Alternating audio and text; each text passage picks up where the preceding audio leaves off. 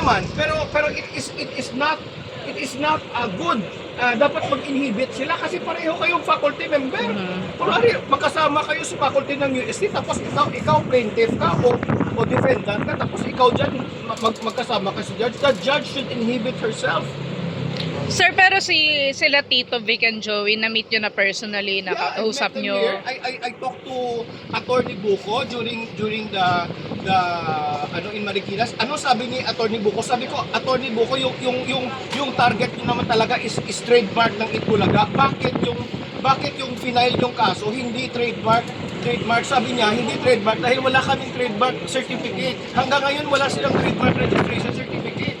So if you do not have a trademark registration certificate, you cannot claim for the Itbulaga trademark. Dinaan nila sa copyright. Nag-file sila ng copyright through unfair competition at dinukot doon sa baba. That's wrong. Mali yun. Hanggang ngayon, we are fighting for that sa Court of Appeals. Pero yung first my first move is to tell Attorney Raymond Fortun to tell the judge to inhibit herself, also the judge here. Kasi puro kayo taga-UST. Kanina you were asking me why here. I did a little research. Another UST judge. That's not good. What are we telling the justice system here? Nabili na tayo lahat ng taga-UST? We should do something about this.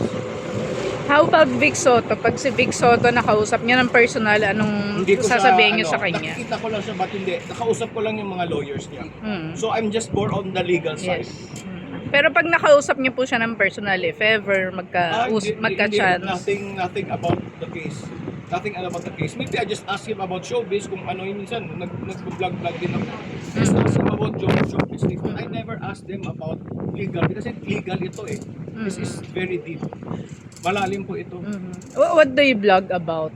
I blog about legal trademarks and copyrights. What's your channel po? Harvatera Law.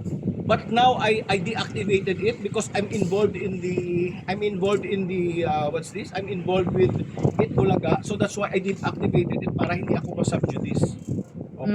Pero ngayon okay subjudice actually. Hindi na ako ma-subjudice doon, pero basta ngayon nalabas na yung decision ng judge, so I can talk about it. Sabi ko, Judge, mali ka. Why did you not help? Nagbayad kami tapos hindi nyo kami dininig. Yun pala siguro taga UST, di ba?